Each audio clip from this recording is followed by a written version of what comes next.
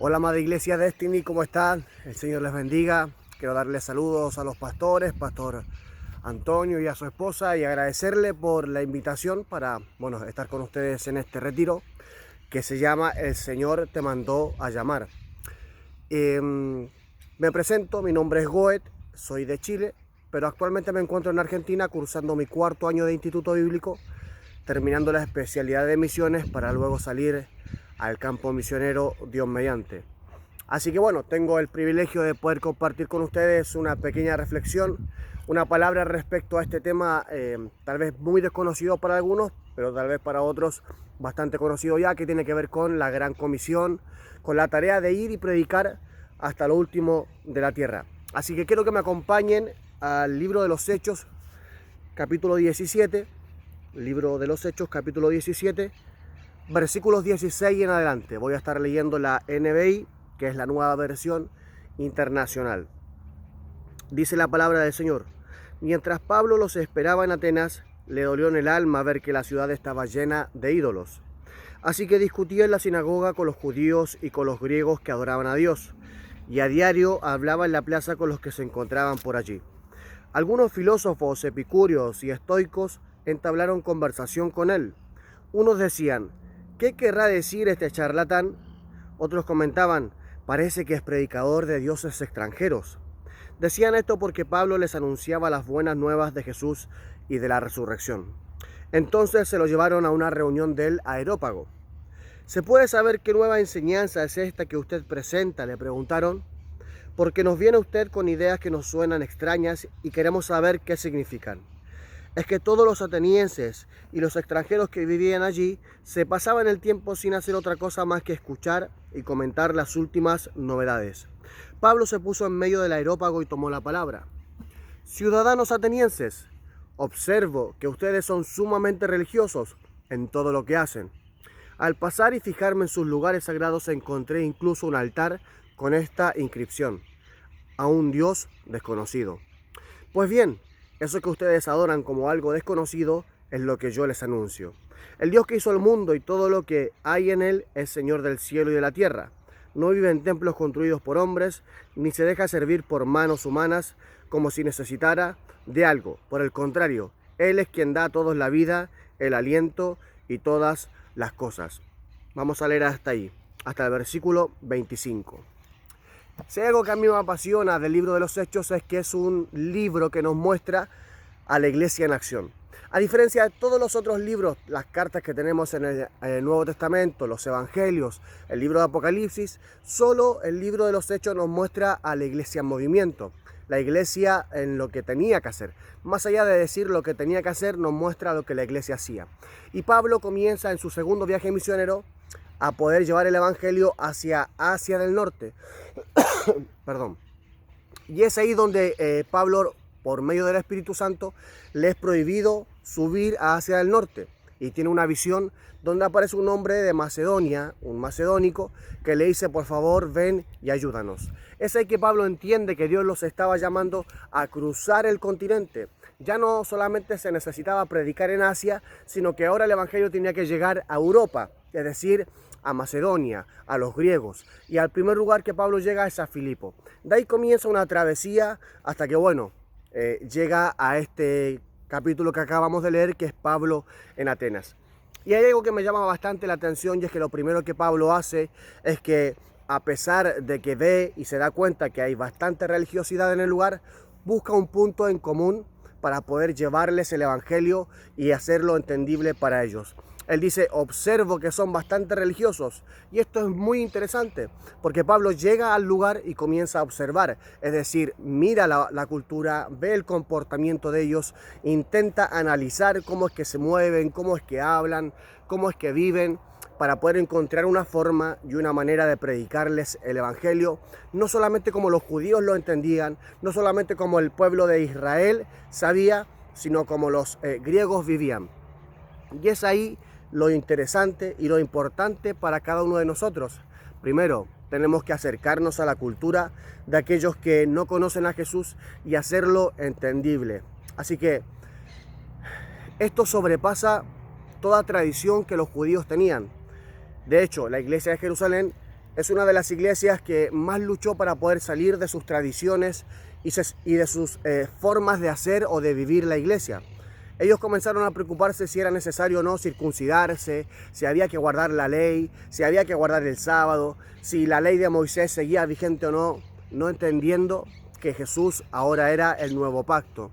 Es decir, se aferraron tanto a la forma en la que ellos vivían y hacían las cosas que no lograron abrirse a lo nuevo que Dios quería hacer. Porque Dios los envía en Hechos capítulo 1:8. Más que enviarlo, Él profetiza y dice que serían testigos cuando recibieran el poder o el Espíritu Santo, y este poder les ayudaría a ser testigos hasta lo último de la tierra. Jerusalén, Judea, Samaria, ¿no? Y hasta lo último de la tierra. El problema es que la iglesia de Jerusalén llegó solamente hasta Samaria y comenzó a cerrarse en su forma de pensar. Pero Pablo hace algo totalmente distinto que probablemente ninguno de los otros judíos hubiese hecho. Ni Pedro, ni Jacobo, ni Juan. ¿Por qué? Por las estructuras que tenían. Pablo toma la imagen de un ídolo. Le dice, miren, yo me di cuenta que ustedes tenían un altar levantado entre todos esos que tenían que decía a un Dios desconocido. Justamente ese es el Dios que yo les vengo a anunciar. Pablo lo que estaba haciendo era quebrantar, por decirlo de alguna forma, uno de los 10 mandamientos que había dado Dios a Moisés en el monte Sinaí, que decía no tendrás imagen ni semejanza en el cielo ni en la tierra de Dios. Es decir, Pablo ve más allá de la estructura, ve más allá de la tradición. Él se enfocó en el fin más que en el método. Y eso fue la manera en la que él pudo llegar y acercarse a ellos para anunciarles el Evangelio. Saben que hace mucho tiempo atrás estaba en una visita en un lugar de vacaciones y me toca ir con mi familia a una caminata turística donde nos llevaron a poder ver la luna en un bosque de noche. El tema era que la persona que nos guiaba, el turista o el guía turista, toma un poco de miel de abeja y comienza a subir el cerro para llevarnos a un lugar. Cuando me doy cuenta, estábamos en un círculo donde se hacían sacrificios a la Pachamama, es decir, a la tierra o a la creación. Su creencia era algo panteísta. Él creía que la tierra era la sagrada madre de la naturaleza y por ende era Dios. Así que en eso que comienzan a hacer este círculo y comienzan a darle gracias a la creación, qué sé yo, comencé a incomodarme. Y yo le decía a mi familia, que en ese entonces no era cristiana, le decía que esto estaba mal, que eso no tenía que hacerse porque estábamos adorando y ofreciendo sacrificios a quien no lo merecía. Así que fue tanta la presión que en un momento decido soltar las manos de mi hermano, de mi mamá, y me voy hacia un lugar aparte.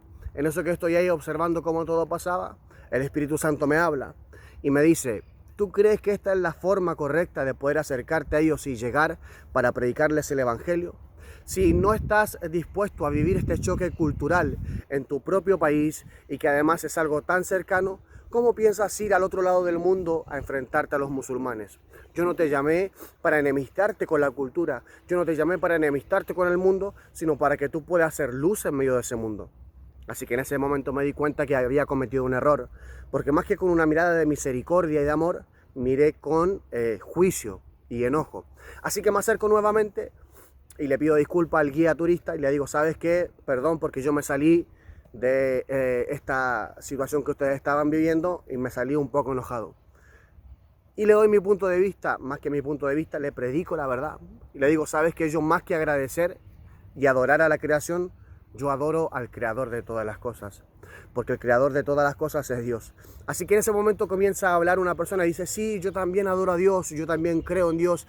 Y luego los niños que estaban en ese lugar también comenzaron a apoyar esto y de pronto el momento cambió totalmente y me di cuenta que la mejor forma es acercándose y estando con las personas. Es lo que Pablo en cierta manera hizo con los atenienses. Les llevó el Evangelio por medio de lo que ellos conocían, por medio de lo que para ellos era entendible. Entonces a veces nuestras estructuras de que las cosas tienen que ser de esta manera, de que las cosas tienen que ser de esta forma, nos encierran y nos limitan para poder predicar el Evangelio a aquellos que aún no lo conocen.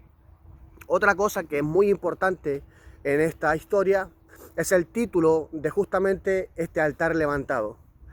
Resulta que en Atenas habían por lo menos 1000 dioses y los atenienses levantaban altares por si se les olvidaba alguno, con cualquier nombre. De hecho, dice la tradición que este altar al Dios no conocido es un altar levantado por si se les había olvidado algún Dios al que no le habían levantado un altar y lo podían ofender. Entonces, Pablo toma justamente esto para dárselos a conocer. Pero, ¿sabes? Yo creo que hay miles y millones de altares levantados en el corazón de la humanidad que dicen al Dios no conocido. Yo no sé si sabías, pero la Tierra tiene aproximadamente 8 mil millones de habitantes, que sería 8 billones de personas. Y dentro de estos 8 billones o 8 mil millones de habitantes, se estima que más de 3 mil millones no han escuchado nunca el Evangelio. No conocen a Jesús, no conocen el mensaje de salvación, ese que tú y yo conocemos, ese que tú y yo hemos escuchado durante toda nuestra vida y que en ocasiones incluso nos dimos el gusto, por decirlo de alguna manera, de rechazar ese mensaje. Bueno, hay más de 3 mil millones de personas que jamás han escuchado de Jesús. Es decir, más de 3 mil millones de altares levantados en esos corazones que dicen al Dios no conocido. Y es que claro, Dios se da a revelar mediante la creación, pero Dios también se dio a revelar mediante el Hijo. Primera Colosenses capítulo 1, 16 dice que Jesús es la imagen visible del Dios invisible. Y el mismo Jesús le dice al apóstol Felipe, si no mal recuerdo, el que me ha visto a mí, ha visto al Padre. El problema es que ahora Él nos ha delegado esta responsabilidad a nosotros de darlo a conocer. Porque en el Evangelio de Juan dice que en un momento Jesús les habla a sus discípulos y les dice lo siguiente: así como el Padre me envió a mí, es decir, así como el Padre me envió para darse a conocer a través de mí y para salvarlos a ustedes, así yo también los envío ahora para que vayan. ¿Para que vayan a qué? Para que vayan y hagan discípulos a todas las naciones.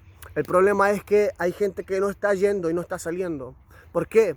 Porque probablemente ignoramos esta realidad de que aún hay más de 3 mil millones de personas que necesitan escuchar el Evangelio. Pero como dice Romanos capítulo 10, versículo 14, 15, ¿cómo irán si no hay quien les anuncie? ¿Y cómo predicarán si no hay quien envíe o si no fueran enviados? Entonces, yo quiero desafiarte en este día a que tú entiendas que Dios te llamó.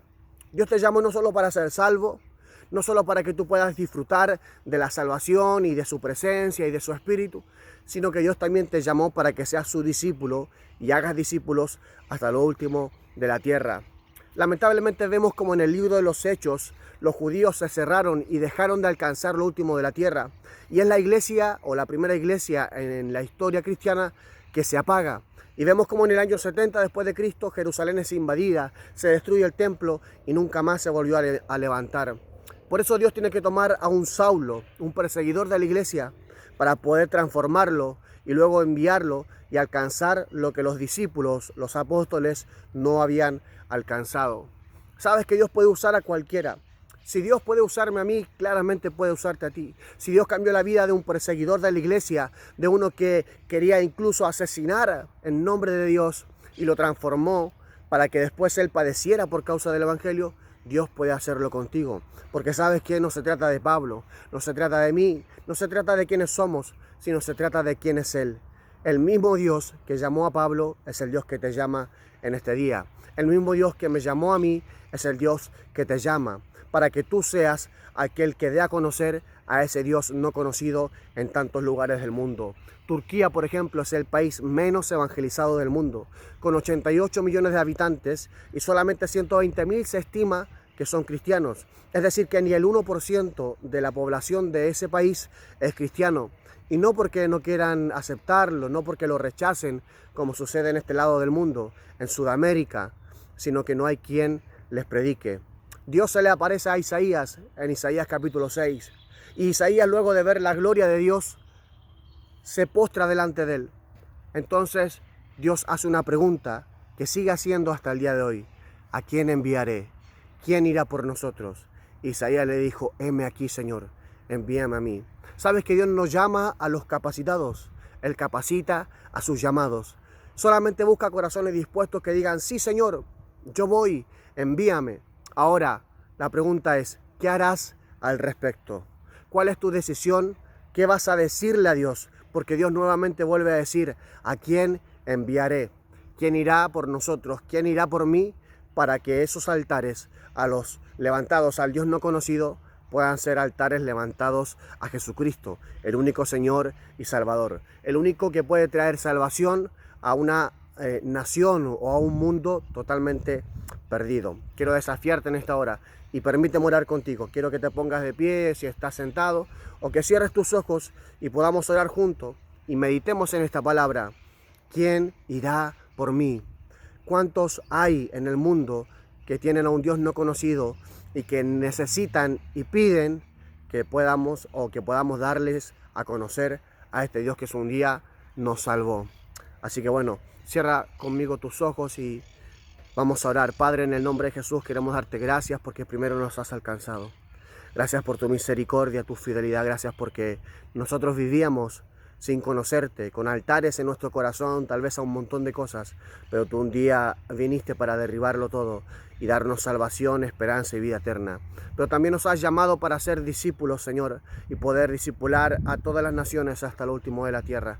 Permítenos ir, Señor. Yo personalmente te digo, heme aquí, envíame, Señor, a donde tú quieras, a donde tú estimes conveniente, donde hay más necesidad, que yo pueda estar para predicar tu palabra y ser luz en medio de ese lugar. Bendice a los chicos, Señor, a los jóvenes que están en este retiro, que sea un tiempo de confirmación, de afirmar la identidad, pero por sobre todo un tiempo de crecimiento y de decisiones radicales, Señor, que puedan cambiar el futuro de sus vidas. Padre, en el nombre de Jesús, tú no buscas a los más capacitados, no buscas a las personas con más habilidades, solamente buscas a aquellos que digan que sí y tengan un corazón dispuesto, porque tú capacitas a los que llamas. En el nombre de Jesús, amén y amén. Bueno, muchas gracias, les mando un gran abrazo de acá desde Argentina y nada, el Señor les bendiga y sigan adelante. Recuerden, aún hay mucho por hacer, así que ahora está en tus manos la decisión. Un saludo para todos ustedes.